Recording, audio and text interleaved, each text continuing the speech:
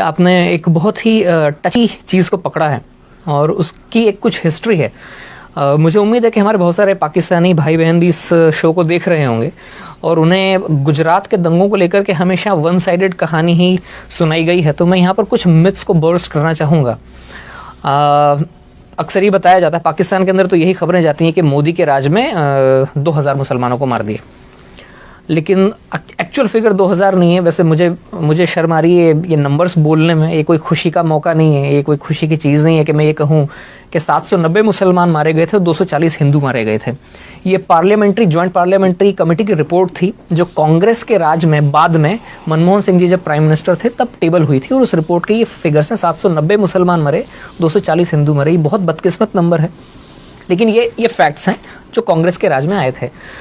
अब immediate reasons ये थे कि साहब एक ट्रेन थी जो अयोध्या, जो हिंदुओं का एक बड़ा, जैसे मुस्लिम भाई बहनों का जैसे मक्का या मदीना होता है, वैसे अयोध्या राम जी का जन्मस्थल माना जाता है।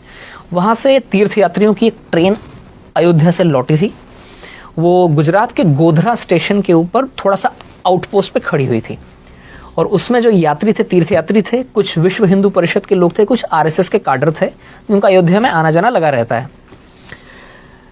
अचानक, एंड आई से this with lot of डिसमे and lot of embarrassment, कि अचानक करीब 1000 मुसलमानों की भीड़ उस ट्रेन के उस डब्बे में पहुंचती है जहां पर इन लोगों के रिजर्वेशन थे।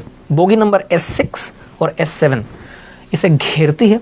अचानक पथराव शुरू होता है और पेट्रोल में भिगो कर रुई के गद्दों को और तकियों को अंदर फेंका जाता है और आग लगाई जाती है, जिसमें 59 हिंदू जिंदा जलकर मर जाते हैं। 28 फरवरी सन 2002 का दिन था, सुबह 9:30 बजे के आसपास का वक्त था। इसमें 59 जो हिंदू जलकर मरते हैं। जैसे कि आपको जानकारी, इंडिया में जो स्लीपर डब्बे होते हैं उनमें 72 लोगों की सीटें होती हैं, तो 72 में से 59 लोग जलकर मर गए। उनमें 40 औरतें थीं और बच्चे थे। अब इसके बाद में 3 मार्च से बदकिस्मती से इंडिया में दंगों का इतिहास बहुत पुराना है। ये कोई मोदी राज के साथ में चालू नहीं हुआ है। ये मैं कह रहा हूँ, मैं कोई मोदी भक्त नहीं हूँ, ना मैं कोई बीजेपी का मेंबर हूँ, लेकिन ये रियलिटी है कि हिंदुस्तान में हिंदू मुसलमानों का दंगों का इतिहास बहुत पुराना है। बदकिस्मती से दंगे हो जाते हैं 3 मार्च से। जब शुरुआत में इस खबर को थोड़ा दबाया गया, लेकिन जब 59 लोग जिंदा जलकर उन पापड़ जैसे बन गई वो लाशें, और उन लाशों को जब ट्रांसपोर्ट किया गया था तो वो लाशें जहाँ जहाँ से गुजरी वहाँ से ये खबर फैलती चली गई और 3 मार्च से दंगे फसाद चालू हुए, जिनमें बदकिस्मती से जो फिगर्स मैंने आपको बताई उतने लोग मारे गए थे। अलबत्ता दूसरे फैक्ट्स जो हैं उन पर पर्दा डाल दिया जाता है। ऐसा पहली बार हुआ था जब किसी भी राज्य में दंगे शुरू होते ही 48 घंटे के अंदर अंदर वहां के चीफ मिनिस्टर ने आर्मी को आने के लिए ग्रीन सिग्नल दे दिया हो। 5 मार्च का दिन था, आर्मी की टुकड़ियां पहुंच गई थी फ्लैग मार्च करने के लिए। दूसरी बात, ऐसा पहली बार हुआ इंडिया में कि पुलिस की गोलियों से 100 हिंदू दंगाई मारे गए थे। ये फैक्ट्स हैं, ये डॉक्यूमेंटेड फिगर्स हैं, मैं अपने मन से नहीं बता रहा हूं। और ऐसा पहली बार हुआ था कि इस तरह से कट्टर, जो मुस्लिम्स के अंदर जो कुछ कट्टर और ऑर्गेनाइजेशंस थे, उन्होंने वहीं के पास में गोधरा में करीब 50 मस्जिदें हैं, 50-60 मस्जिदें, छोटा सा कस्बा है लेकिन 50-60 मस्जिदें हैं। हो सकता है उनमें से कुछ मस्जिदों को सऊदी फंड्स आते हों, जहाँ पर वो वहाबिज्म की जो एक्सट्रीम हार्डलाइनर आइडियोलॉजी वहाँ से वो प्रोपोगेट करते हैं। एक मस्जिद से मोबिलाइज हुई थी वो मॉब जिसने ट्रेन को घेरा था और जिस तरह से जलाया गया, ये भी पहला मौका था इंडिया के अंदर। ये उसका इमीडिएट रीजंस थे। इसके पीछे हिस्ट्री का थोड़ा सा और पीछे आप जाएंगे तो गुजरात की पॉलिटिकल अनसर्टेनिटी भी बहुत ज़्यादा थी उस वक्त। ये मार्च 2002 की बात है। उससे 2.5 महीना पहले जब दिवाली के आसपास का वक्त था, तब ही मोदी जी को पैराड्रॉप किया गया था। अटल जी और आडवाणी जी के कहने पर उनको सीधे उठाकर चीफ मिनिस्टर बनाया गया था। वे गुजरात में उसके पहले कभी असेंबली के मेंबर तो क्या, चुनाव लड़ना तो क्या, वे कभी किसी म्यूनिसिपल कॉरपोरेशन का भी चुनाव नहीं लड़े थे। वे कोई इलेक्टेड फिगर नहीं थे और उस वक्त गुजरात में कई बरसों से पॉलिटिकल अनसर्टेनिटी चली आई थी। हर 6-8वें महीने में चीफ मिनिस्टर बदलते थे और जो वहाँ की जो लोकल बीजेपी, स्टेट बीजेपी थी, उसके अंदर बहुत सारे गुट बने हुए थे और वो गुट आपस में ही लड़ते रहते थे। वो हालांकि बीजेपी मेजॉरिटी में थी, लेकिन फिर भी कोई एक तगड़ा लीडर नहीं था। कांग्रेस बहुत होपलेस कंडीशन में थी, लेकिन फिर भी वो इस इनफाइटिंग को थोड़ा बढ़ाने की कोशिश करती थी। कई सालों से ही चल रहा था, तो आप ये समझ सकते हैं कि पॉलिटिकल अनसर्टेनिटी थी। जब किसी भी जगह पर पॉलिटिकल अनसर्टेनिटी होती है तो वहाँ के एडमिनिस्ट्रेशन के ऊपर उसकी मार पड़ती है। एडमिनिस्ट्रेशन ढीला हो जाता है, पुलिस ढीली हो जाती है और पूरी सोसाइटी में भी एक एजिटेशन हो जाता है, गड़बड़ हो जाती है। तो इन सब चीज़ों की रोशनी में एक नए आदमी को आप उठाकर चीफ मिनिस्टर बनाते हैं जिसके ज़्यादा सपोर्टर्स भी नहीं थे।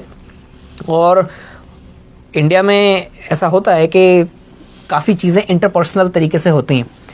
चीफ मिनिस्टर की उस वक्त हो सकता है वहाँ के पुलिस वालों से भी ज़्यादा जान पहचान ना हो, पुलिस वाले सुनते ना हो, इवन खुद अपनी ही पार्टी के लोग ऐसे मौके पर नए मुर्गे की टांग खींचने की कोशिश करते हैं कि मैं आपको यहाँ पे इसलिए टोक रहा हूँ, आपकी पूरी कहानी हम तक पहुंची और बड़ी इंपॉर्टेंट है। आपने फैक्ट्स के साथ बात की, ये वो फैक्ट्स है जो हमारे दर्शकों को जानने की ज़रूरत है। आपने एग्जैक्ट नंबर बताए कि हुआ क्या, इंसिडेंट क्या हुआ, क्या कुछ हुआ, और अनफॉर्चुनेटली ऐसा हुआ। मगर उसके बाद हम देखते हैं कि वो ना तो मोदी साहब ने किया था, मोदी साहब ने कंट्रोल किए, और उसी स्टेट में जहां ये इंसिडेंट पहले हुआ करते थे, फिर हमें आगे ये पता चलता है कि उन्होंने मैक्सिमम उसको कंट्रोल किया। मैं कनाडा में गवाह हूँ, जब मोदी साहब हार्पर गवर्नमेंट के ज़माने में यहाँ पर आए थे तो सबसे बड़ा डेलीगेशन गुजराती मुसलमानों का उनके साथ मिला था, और कितने प्यार से वो मिले थे। मैं इस वक्त काश में रेडी होता तो मेरे पास वो वीडियो में दिखाता अपने दर्शकों को।